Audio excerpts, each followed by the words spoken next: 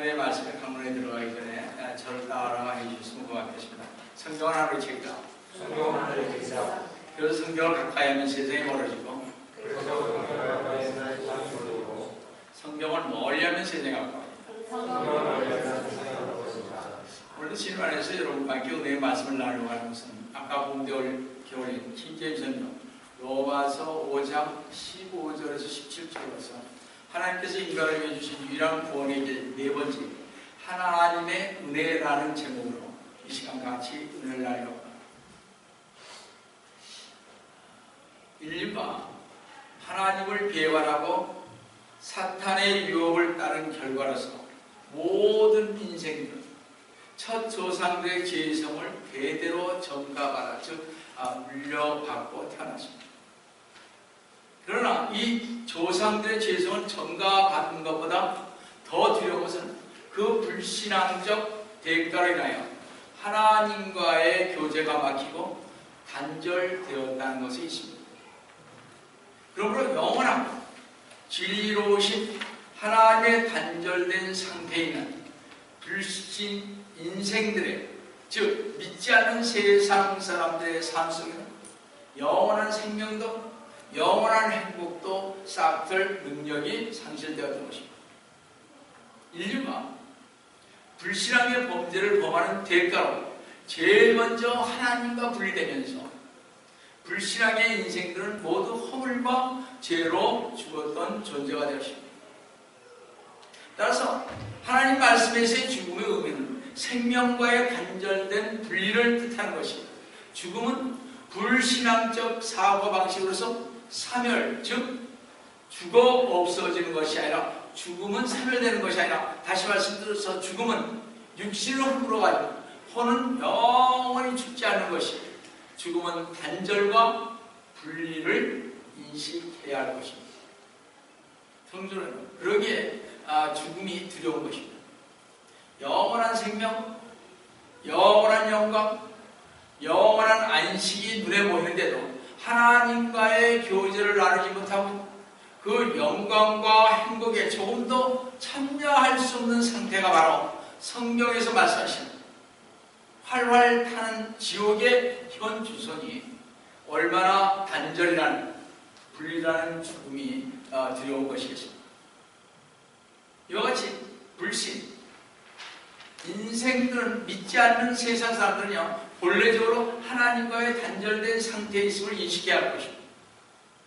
그러나 세상 사람들은 물질과 쾌락과 이생의 자랑을 할 때 생명이신 하나님과 진리를 알지 못하게 참된 생명이 참된 삶이 무엇인지를 전혀 알지 못하는 것입니다. 세속적인 행복과 권세는 추구하되 영원한 생명 가치에는 무관심합니다. 이유가 바로 하나님과 분리되었기 때문에 그렇습니다. 우리 인생들이 하나님과 분리된 상태가 얼마나 불행스러운 것인지를 볼 수가 있습니다. 성도 여러분, 그래서 아담 안에서 범죄하고 타락해버린 우리 성도들의 과제는 무엇보다도 하나님과의 관계 회복이 최급선무가 되어야 합니다.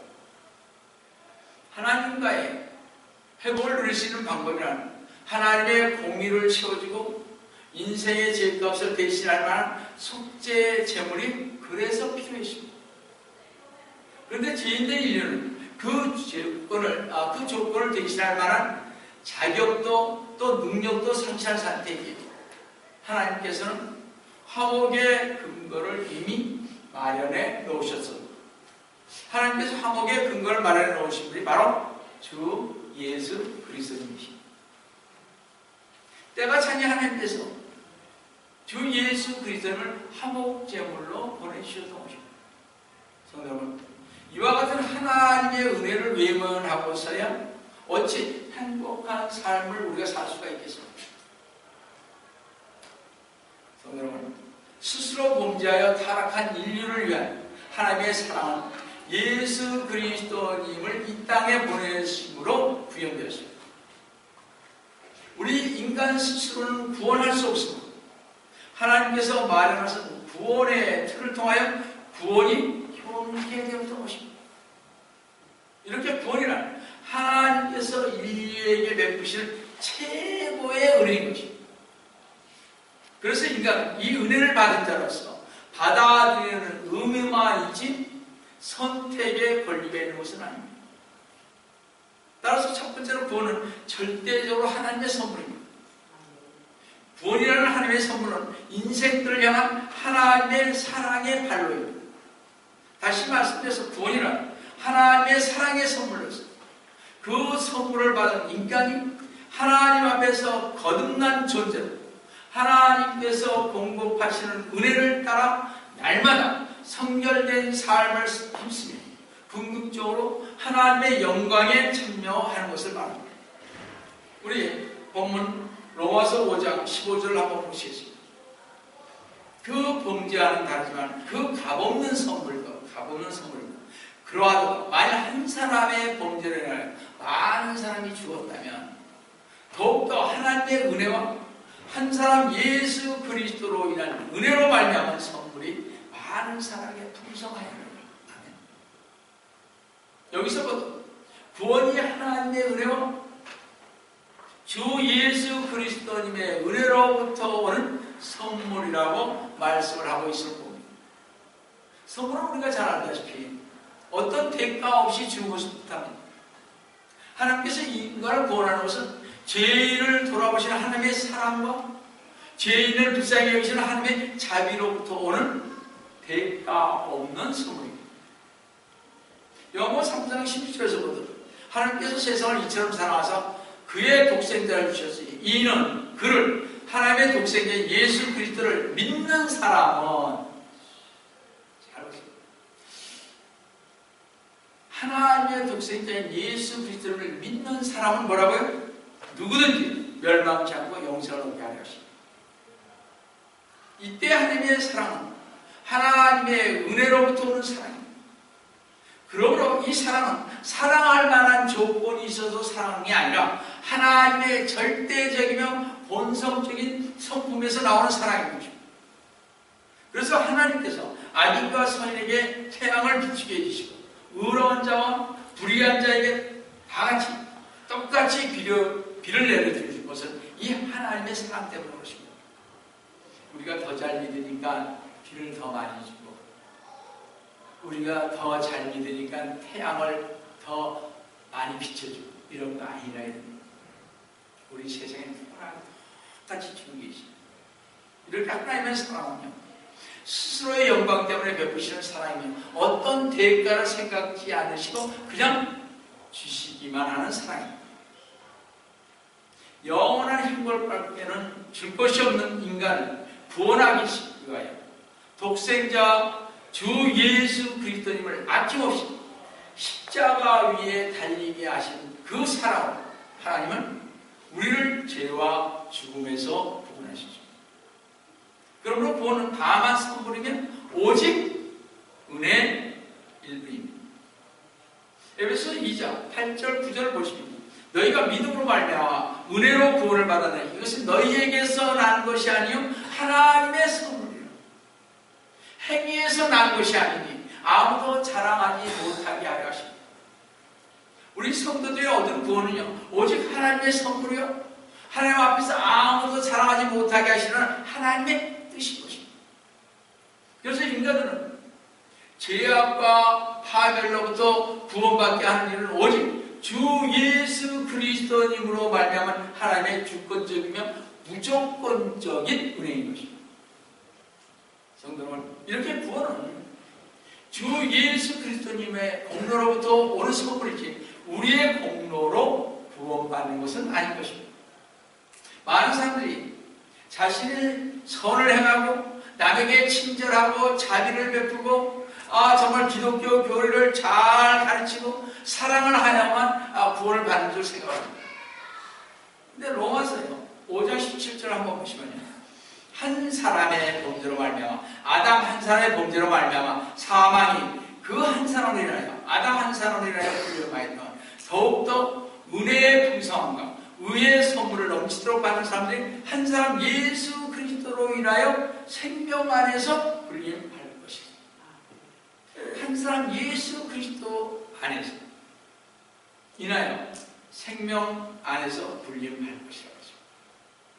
주 예수 그리스도님으로부터 오는 선물은 십자가에서 올리신 피의 대속의 공로로 통해서만 옵니다.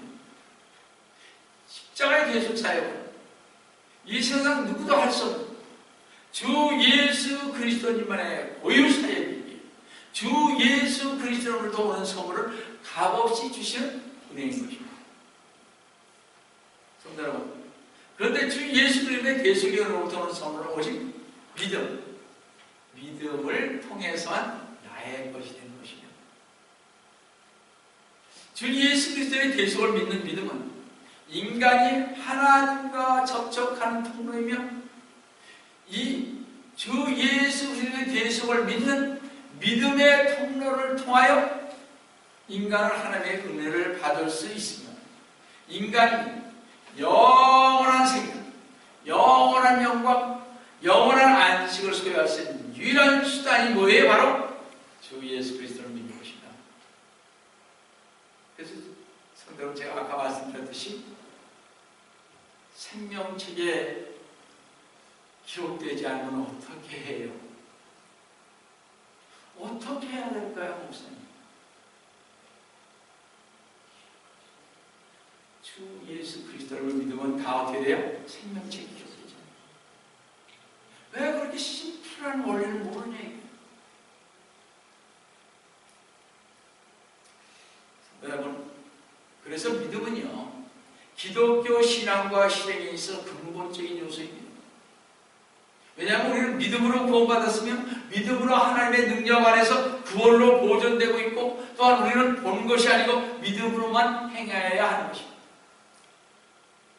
여러분, 어떤 것을 보기 때문에 믿는다, 그거 아니에요. 우리는 믿기 때문에 우리 주님 앞에 보는 것과 같이 믿게 되는 거죠.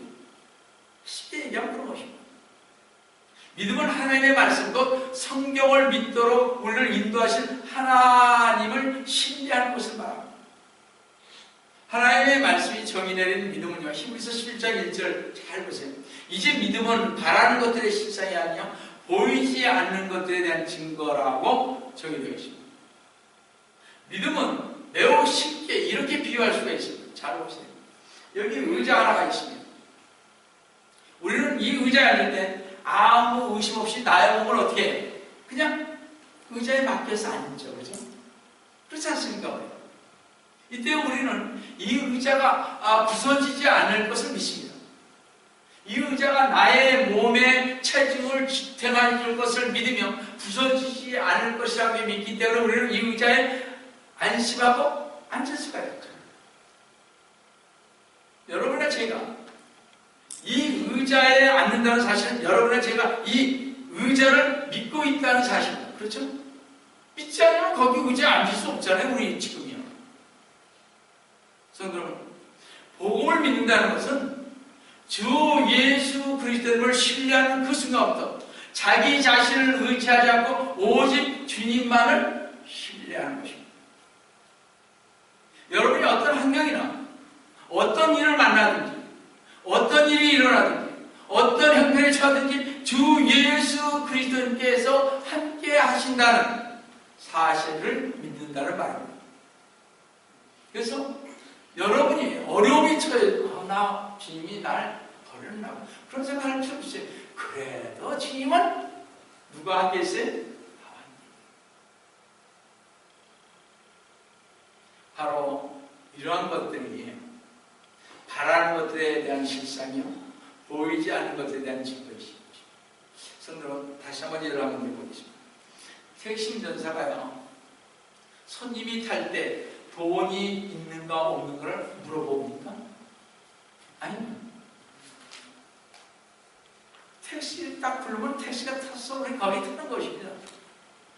택시 운전수는요, 손님이 값을 칠 것을 믿기에 묻지 않을 뿐만 아니라 마땅히 손님이 돈을 낼 것을 기대합니다.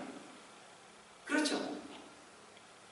이와 마찬가지로 하나님에 대한 믿음은 하나님과 하나님의 말씀을 신뢰하면서 하나님께서 말씀하신 성경에 쓰여있는 그대로 믿고 의지하는 것입니다. 로마서 10장 17절 말씀입니다. 믿음은 들음에서 나오며 들음은 하나님의 말씀에 의해서니라. 하나님의 말씀이 없으면 믿음을 얻을 수가 없습니다. 우리는 하나님의 말씀을 설교를 통해 또 성경 공부를 통해 듣게 되면 이에 따라 우리의 믿음은 강해지는 것입니다. 사도행전 4장 4절에 그 말씀을 들은 많은 사람이 믿음이 나고 말씀하고 있습니다. 하나님의 말씀을 들은 많은 사람들이 그 말씀을 믿고 신앙을 갖게 되는 것입니다. 그래서 우리는 믿음으로 구원을 받습니다. 우리는 믿음으로 주 예수 그리스도님을 영접합니다. 우리는 믿음으로 의롭게 되며 믿음으로 하나님의 자녀가 되고 믿음으로 거룩하게 되며 믿음은 안식을 가져옵니다. 손들어 진리를 찾기를 원하십니다. 참 진리신 하나님을 찾기 원하십니다. 참 인생의 구원의 삶을 찾기 원하십니다. 그렇기 때문에 여러분은 성경을 들고 열어서 하나님께 부끄러움을 당하지 않도록 진리의 말씀을 올바로 나누어 공부해야만 하는 것입니다. 성도 여러분 명심하시기 바랍니다. 다시 한번 디모데후서 2장 15절 말씀에 귀를 기울이시기 바랍니다. 디모데후서 2장 15절에 뭐라 그랬어요? 내가 진리의 말씀을 올바로 나누어 자신이 하나님 앞에 부끄럽지 않는 일꾼으로 인정받도록 공부하는 것입니다. 스타디아라는 거예요. 성도 여러분, 깊은 잠에서 깨어나시고 구원의 진리 안에서 시대적 사명을 감당하며 구원의 진리를 전하시기 위해 진리의 말씀을 올바로 나누어 열심히 공부하시는 성도 여러분 되시기를 속히 올라가신 주 예수 그리스도님의 이름으로 축원드립니다. 두 번째로 구원을 회개하는 것입니다. 잘 들어보시기 바랍니다. 제가 왜 자꾸 구원받은 사람을 회개하고 용서하라는 건지 진짜 잘 들어보시기 바랍니다. 이번 기회에 떠나면 또 몇 년 뒤에나 듣게 될 겁니다. 마가복음 1장 15절에 다시 한번 보겠습니다. 그때가 찼고 하나님의 나라가 가까이 왔도다. 너희는 회개하고 복음을 믿으라. 지금 읽는 너희는 회개하고 복음을 믿으라 해서 회개라는 말은 전에 잘못을 잊히고 고친다, 죄를 해간다는 정도의 것이 아니라는 것입니다. 이 회개라는 말은요, 좀 더 깊은 뜻이 있습니다. 회개라는 말은 헬라어로 메타노이아인데요. 그 뜻은 첫째, 생각하고 보는 방법 자체가 바꿔지는 것입니다. 나쁜 생각이 변화되고 추한 생각이 변화되어 남편이 아내가 아름답게 보이고 미워하던 사람이 멋있게 보이고 사랑스러워 보이고 믿지 않는 사람이 불쌍하게 보이고 모든 세상 만물이 아름답게 보이는 것 같습니다. 이 회개라는 말은요, 그렇게 보여야 하는 것입니다. 계속 끝까지 전세 나 미워 죽겠어. 나 지금 복이 드시고 그러면서 교회 앉아 있으면 하나님이 좋아하시지 않는 것입니다. 그래서 저희들도 남마다 회개해야 합니다. 둘째는 그렇기 때문에 모든 형태의 자기중심적인 것에서 내 중심적인 것에서 근원이 되시는 하나님으로 온전히 돌아서는 것을 의미하는 것입니다. 무슨 얘기인지 아시겠죠? 실제 온전히 다른 차원의 실제 정보함으로써 즉 근원이 되시는 하나님을 만남으로 자신의 가치체계 내가 이때까지 배우고 공부했고 또 뭐죠? 경험했던 모든 이런 가치체계 의식구조, 즉 우리가 이때까지 가정에서 배웠던 이런 모든 의식구조가 자체가요 근본적으로 바뀌어야 하는 거죠. 쉽게 말씀드려서 회개에 대한 표식은 죄들의 고백이 아니라 죄에서 떠나 예수 그리스도님께 믿음으로 돌아서서 믿음으로 성령의 약속을 받아들이는 것입니다. 성도 여러분, 하나님께서 오늘도 우리에게 회개하기를 명령하고 계십니다. 잘 들어보세요. 이 말씀 참으로 중요합니다. 제가 늘 얘기했던 것 중에 하나지만 사도행전 17장 30절에 이 무지의 때는 제가 봤을 때 지금이 무지의 때인 것 같아요. 성경은 가끔 다니는데 읽질 않아요. 배우질 않아요. 무지해요, 사람들이. 이 무지의 때는 하나님께서 눈 감아주셨어요, 그래도. 그런데 이제는 어디에 살든 어떤 사람에게도 회개하라고 명령하고 계십니다. 커맨드. 여러분, 커맨드라는 말을 아시죠? 우리 군대에 갔다 온 우리 남자들은 잘 아는데 여자분들 잘 모를 것 같아요. 그죠? 커맨드는 어떻게 해요? 가락으로 가야 돼요. 총이 막 빗발쳐도 가락으로 가야 돼요. 안 가면 뒤에서 쏴 죽여도 관계없어요. 명령이 하면 가는 거예요. 여기에 커맨드라고 하죠. 명령, 회개하라고 명령했어요. 커맨드. 여러분이나 저는 회개해야 돼요. 성경에는요, 회개하라는 말이 100번 이상 언급되어 있습니다. 모두가 회개한다는 것은 하나님께서 마음속에 가지신 것을 진심으로 토해내는 것입니다. 베드로후서 3장 9절에 아무도 멸망하지 않고 다 회개에 이르게 하려 하시라고 말씀하십니다. 아무도 멸망치 않기 원합니다. 우리 주님. 다 회개에 이르게 하시기를 원하십니다. 지금 여러분들 진짜 여기에 뭐라고 했습니까? 어떤 사람이도 회개하고 명령했다고 그랬죠. 그렇죠? 모든 사람의 커맨드, 명령이십니다. 회개하라.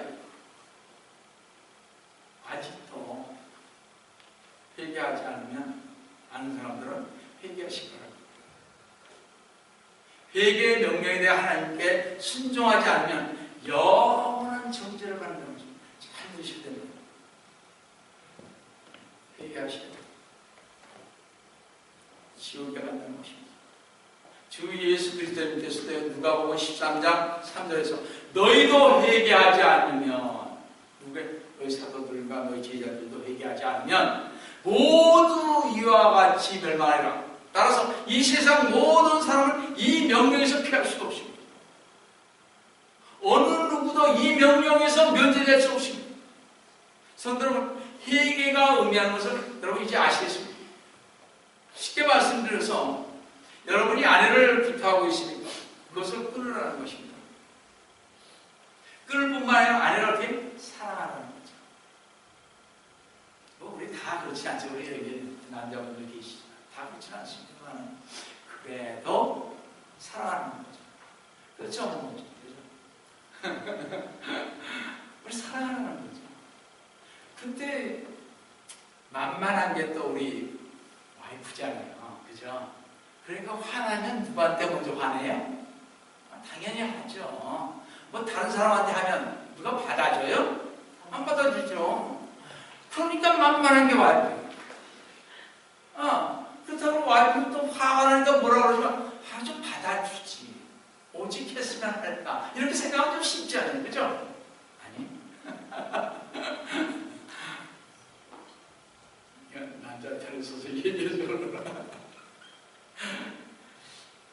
오죽했으면 남편이 와이프한테 그러겠어요. 그죠? 좀 받아주면. 죄송해요. 여러분, 집에서 기도하지 않습니까? 기도는 집안을 살리고 행복하게 하고 살찌우는 것이며, 그래서 기도하라는 것입니다. 이때까지 기도 안 했으면, 기도하라는 거예요. 쉽게 얘기하는 말씀드린 것입니다. 술을 마시고 계십니다. 술은 잠언 23장에서 23장 23절에 그죠? 쳐다보지도 말라고 했는데, 즉 이 말은 술하고 있으면 술 끊어내는 거예요. 쉽게 얘기해서 회개를 하면서 그런 거예요. 도박을 하고 계십니다. 도박은 집안을 망가뜨리는 제1의 적이 도박을 끊으라는 것입니다. 또 하나님의 말씀을 공부하지 않은 게으름을 회개하는 것입니다. 여러분 성경 공부 안 했으면 회개하는 겁니다. 성도 여러분, 회개하시면 하늘이 기뻐한다고 이렇게 말했습니다. 누가복음 15장 7절에 내가 너에게 말하노니 이와 같이 하늘에서 회개할 필요가 없는 99명의 의인들보다도요 회개하는 한 사람의 죄인을 더 기뻐하리라 하십니다. 아멘. 성령님은 회개한 사람의 몸에 들어오셔서 그의 죄가 용서되었고 주 예수 그리스도님 안에서 그가 중생했으며 새로 태어났다는 것에 대한 확신을 주십니다. 회개한 사람은요 보면 알아요. 회개 안 한 사람은 왜? 지금 기뻐하지 않는 것이. 정말 저 사람 구원 받았어? 성령이 계시기 때문에요 하게끔 자꾸 만들어줘요. 그렇죠? 그래서 우리는 자기 자신의 생활을 점검하여서 자기 중심적인 것에서 또 자신의 가치관이나 태도, 죄들에서 돌아서서 자기를 부인하고 자기를 비우고 하나님께로 돌아서야 하는 것입니다. 왜냐하면 요한일서 1장 7절에 보시면 그러나 그분이 빛 가운데 계신 것 같이 우리도 빛 가운데 하면 우리가 서로 간에 교제가 있고 그의 아들 예수 그리스도의 피가 우리를 모든 죄에서 깨끗하게 하십니다. 이렇기 때문에 우리는 주님께로 돌아가야 되고 그래서 우리 회개해야 합니다. 우리 모두 이제 주 예수님께서 빛 가운데 계신 것 같이 우리도 빛 가운데 행하여 하나님과의 아름다운 교제 가운데서 주 예수 그리스도님 안에서 참 자유를 얻고 주 예수 그리스도님 안에서 참 인간으로 재창조되어 주님과 함께 동행하며 말씀과 기도와 찬양으로 영광을 돌리시는 속교를 하신 주 예수 그리스도님의 이름으로 축원드립니다. 마지막 세 번째로요. 참 중요합니다. 제가 늘 우리 교회에서 강조하는 거예요. 구원 받았으면 회개하고 회개했으면 뭐 하라고요? 용서하라. 구원은 용서하는 것입니다. 구원 받은 사람들이 보통 표적이 나타나는 게 용서입니다. 현재 인간사에 벌어지는 온갖 불행과 비극의 문제도 그리고 장차 있을 심판과 파멸도 모든 인간들의 불신앙으로 인한 하나님과의 관계의 단절에서 파생됐습니다. 그러므로 본질적인 인생들이 하나님과의 친교를 회복하려면 논리적으로 먼저 하나님께로부터 어떻게 제3의 용서가 사용돼야죠. 하나님 먼저 우리 죄를 용서해 줘야 되잖아요. 그렇죠? 이 제3이라는 것은 빚진 것을 사해 주거나 없애 주거나 탕감해 주는 것을 말합니다. 그래서 제3은 현대용어로 용서라 부르는 것입니다. 인간의 타락으로 모두가 죄인이 되었고 죄를 지었기 때문에 누구도 하늘나라에 갈 수가 없습니다. 하나님은 거룩한 분이시기에 하늘나라는 거룩한 곳입니다. 따라서 죄 많고 더러운 것은 하늘나라에 들어갈 수가 결코 없습니다. 여러분의 죄가 하늘나라에 가려면 완전하게 거룩해야 하늘나라에 들어갈 수 있습니다. 그래서 죄인인 우리가 하늘나라에 들어가기 위해 필요한 것은 용서해 주십니다. 제일 먼저 뭐래요? 구원받고, 그죠? 회개하고 용서해 줍니다. 우리 주님이 우리의 죄를 용서해 줍니다. 그죠? 죄 사해 줬잖아요. 그래서 죄인인 우리가 하늘나라에 가기 위해서 필요한 것이 뭐예요? 용서해 주십니다. 하나님께서 우리의 죄들을 용서하시고 죄들을 우리에게 돌리지 아니하실 때 그 누구도 우리가 하늘나라에 들어가는 것을 막을 수는 없습니다. 죄인이 그 죄를 용서받는 것이야말로 자신의 삶에서 가장 중요한 것입니다. 그러고 있습니다. 여러분 다 용서받으셨습니까? 왜? 주 예수 그리스도를 믿으니까 용서받죠. 그죠? 첫째는 구원입니다. 구원받은 사람에게 나타나는 것이 뭐예요? 회개고요. 회개한 사람들에게 나타나는 것이 뭐예요? 표정을 딱 보면 용서예요. 구약 성경에서 용서라는 말은 덮는다는 뜻을 가지고 있는데 잘못된 행동과 죄를 덮어준다는 의미로 쓰이며 구약에서 또 하나의 용서는요 나쁜 것을 멀리 던져버려 다시는 괴롭게 하지 못하도록 한다는 뜻을 갖고 있습니다. 신약에서의 용서의 뜻은요, 죄인이 순전히 은혜로 인해 주 예수 그리스도님을 통하여 죄로부터 분리되는 것을 뜻합니다. 쉽게 말씀드렸어요. 주 예수 그리스도님께서 죄인인 우리의 죄를 담당하셨기 때문에 그리스도님의 의가 죄인에게 주어짐으로 죄인에게는 용서가 주어진다는 말이에요. 잘 들어보세요. 거룩하신 주 하나님께서는 구원받지 못한 자가 주 예수 그리스도님의 보혈을 믿을 때 그를 기꺼이 용서하는 것 같이 성도들이 구원받은 이후에요, 지은 죄들도 주 예수 그리스도님의 보혈을 인해 기꺼이 용서함을 받는 것입니다. 이미 구원받고 다시 태어난 하나님의 자녀들에게 요한일서 1장 9절은 이렇게 말하고 있습니다. 다시 한번 보세요. 우리가 우리의 죄들을 자복하면 그는 신실하고 의로우셔서 우리 죄들을 용서하시며 모든 불의에서 우리를 깨끗하게 하십니다. 그럼 성도 여러분, 하나님께로부터 용서받은 용서의 조건은 무엇입니까? 용서의 조건이 뭡니까? 용서의 조건은요, 구원받지 않은 사람이란 주 예수 그리스도님을 영접하는 것이고요, 주 예수 그리스도를 이미 영접한 사람인 자신의 죄를 고백하는 것입니다. 비록 우리가 십자가 보혈로 죄들의 용서를 받았을지라도 우리가 하나님의 자녀로 살아가면서 자백하지 않은 죄가 있다면 주인과의 교제에서 장벽이 좀 생깁니다. 그렇죠? 그래서 우리가 죄를 어떻게 백하는 거죠. 그렇죠? 성도는 비록 성도는 우리가 범죄할 때 성도의 죄들이 십자가의 보혈로 제거되어 처리되었을지라도 성도의 삶 속에서 여전히 그 죄의 열매를 거두는 것입니다. 갈라디아서 6장 7, 8절을 보시면 속지 말라, 하나님은 우롱당하지 아니하시며 이런 사람이 무엇을 심든지 그대로 거둘 것이기 때문에 성경에 자신의 육신을 심은 자는 육신으로부터 썩을 것을 거두고 성령의 심은 자는 성령으로부터 영생을 거두리라 그랬습니다. 성도의 삶에서 죄는 많은 것을 잃게 합니다. 죄를 지면 많은 것을 잃게 해요. 제가 예를 하나 드립니다. 많은 사람들이 죄를 지면요, 하나님이 응답이 잘 안 돼요. 그럼 누가 역사합니까? 이건 진짜 설교에서 온 것입니다. 누가 역사해요? 마귀가 역사해요. 제가 하면 제가 안 돼요. 제가 죄를 많이 짓잖아요. 하나님의 응답이 없어요. 엎드려야지. 엎드리는 게 뭐예요? 금식하고 기도해야지. 응답이 안 돼요. 제가 여러분 잘 알다시피 우리 미사 자녀가 참 많이 아픕니다.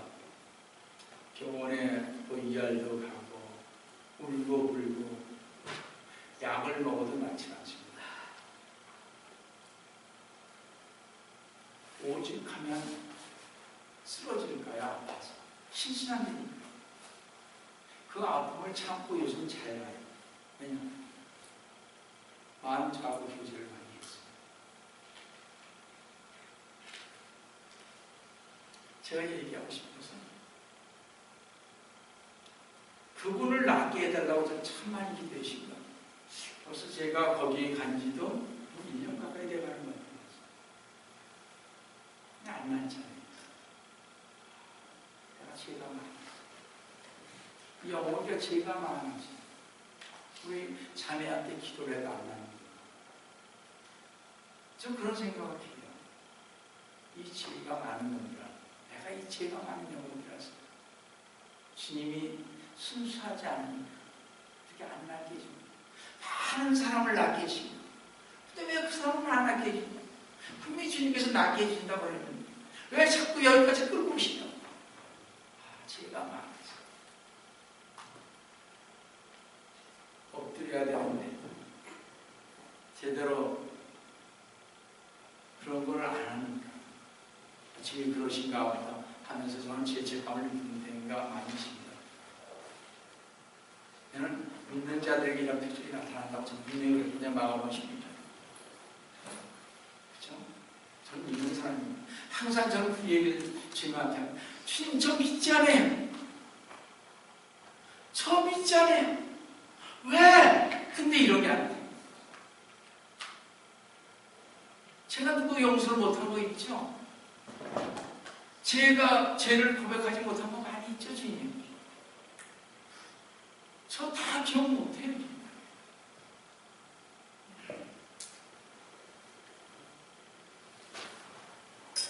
성도의 삶에서는 죄는요, 항상 이렇게 합니다, 우리에게. 비록 죄들이 십자가에서 주 예수 그리스도님의 그 이름으로 용서받으실지라도 죄 때문에 하나님과의 교제를 잃게 하고 기쁨을 잃게 하고요, 하나님으로부터 유업을 잃게 하고 주 예수 그리스도님의 심판석에서 상급을 잃게 하고요, 때때로 건강을 잃게 되고 때로는 목숨까지 잃게 합니다. 죄의 고백 참 중요합니다. 우리는 십자가에서 우리 주 예수 그리스도님의 이름으로 다 죄 상 받았어요. 그러니까 우리가 일상적으로 지은 죄 때문에 벽이 생깁니다. 그래서 우리는 우리의 죄들을 자백해야 하는 것입니다.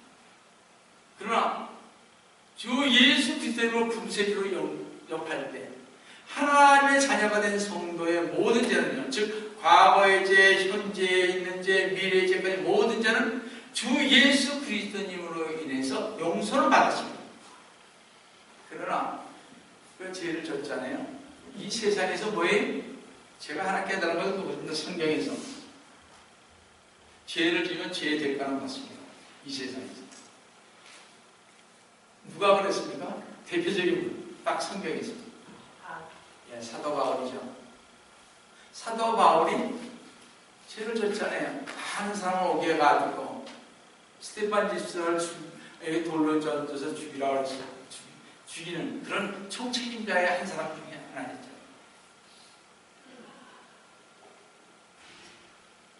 그러니까 어떻게 해요? 우리 주인 뭐라고 했습니까? 내가 알아서 한다는 거죠. 아나니한테 그렇죠? 눈을 뜨게 해줬을 때 말이죠. 근데 제가 하나 아는 것은 이 세상에 살면서 제 것은 좀 치워야 돼요. 치우지 않으려니까 어떻게 더 해야 돼요? 저희가 더 고백해야죠. 용서해야죠. 그런 것입니다. 원래.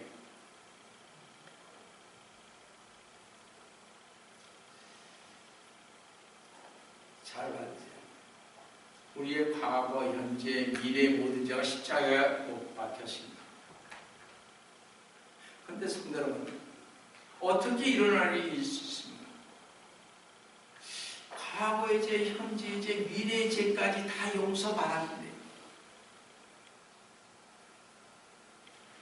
그렇잖아요. 어떻게 우리에게 이건 일어났습니까? 우리의 과거의 죄, 현재의 죄, 미래의 죄까지 다 용서해 줍니다.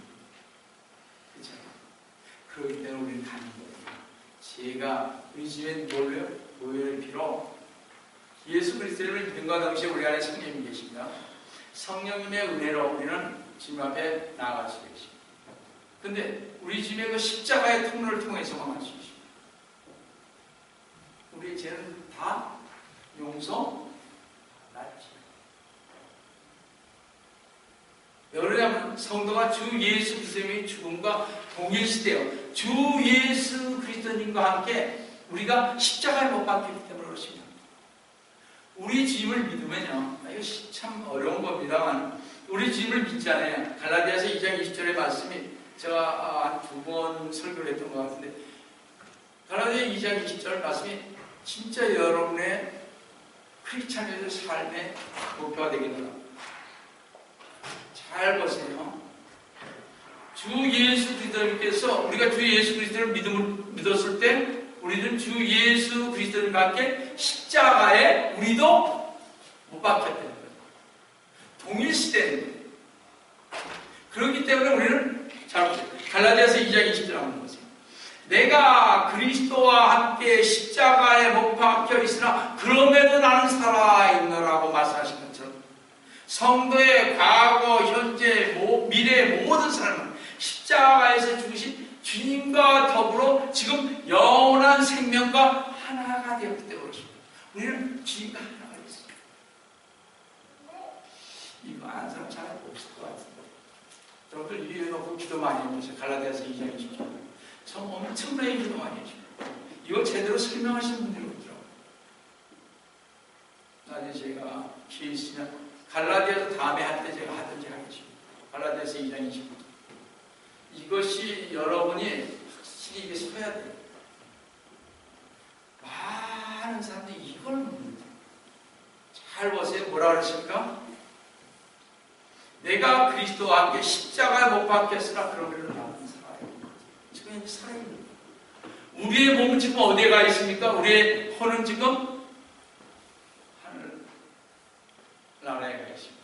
그러나 그럼에도 불구하고 우리는 어디? 여기 있습니다. 에베소서의 말씀입니다. 만약 우리가 구원받을 때는 우리는 주 예수 그리스도님 안에 있고 주 예수 그리스도님 우리 안에 있습니다. 여러분 이거 확신하세요? 주 예수 그리스도를 믿었죠? 그럼 우리는 누구 안에 있습니까? 예수 그리스도님 안에 있고 우리는요. 그렇죠? 예수님은 우리 안에 계시죠. 따라서 여러분과 저는 영생을 해서 소유했고 영생은 여러분과 제 안에 있으며 여러분과 저의 모든 삶의 과거, 현재, 미래의 주 예수 그리스도님과 동일시하는 것입니다. 우리 주님께서 부활하셨기 때문에 우리도 쉽게 얘기합니다. 우리 주님께서 부활하셨기 때문에 우리도 부활하는 것입니다.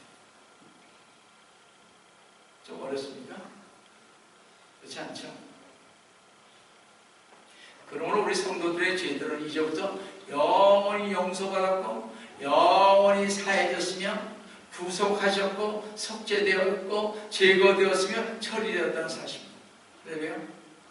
여러분 하나님께 찬송과 영광을 돌리시기 바랍니다. 성도 이제 우리 모두는요 주 예수 그리스도님의 희생을 통해 태어난 구원의 첫 열매입니다. 그뿐만 아니라 우리의 과거, 현재, 미래의 죄까지 용서해 주셨습니다. 그래서 우리도 지금 아까 하셨던 것처럼 우리도 뭐예요? 죄를 용서해 주어야 하는 거죠. 우리 주님께서 이렇게 다 용서해 줬는데 그렇지 않아요? 주 하나님의 무한하신 사죄에 그래서 여러분 그 은총에 감사하시면서 사죄의 은총에 즐거워하시면서 우리의 인격과 삶이 하나님의 자녀로서 합당한 열매를 맺습니다. 하나님께서 주 예수 그리스도 안에서 우리를 용서한 것 같이 다른 사람도 용서할 수 있는 속죄 은총을 입은 자들로서의 삶을 사시기를 속히 허락하신 주 예수 그리스도의 이름으로 축원드립니다. 사랑하는 하나님 아버지, 진명을 진심으로 감사드립니다. 참 간단하면서도 주님 이 말씀을 이해를 못하는 경우가 참 많은 것입니다. 주님 저희들 구원받은 자로서 반드시 회개와 용서가 따른다는 구원은 반드시 이런 것이 따른다는 필수적인 사실 저희들이 알고 갈 수 있도록 도와주시기를 원합니다. 주님 저희들 고백하지 않는 죄가 있으면 용서해 주시옵소서. 용서하지 못한 사람이 있으면 용서할 수 있는 그 마음을 우리 성령님께서 강하게 역사해 주셔서 그들을 통해서 스스로 입술로 고백하고 죄를 용서해 주는 그런 기쁜 마음, 사랑하는 마음으로 갈 수 있도록 도와주시기를 원합니다. 오늘도 주님께서 저희와 함께 해주심을 감사하고 주의 선을 받도록 간절히 기도합니다.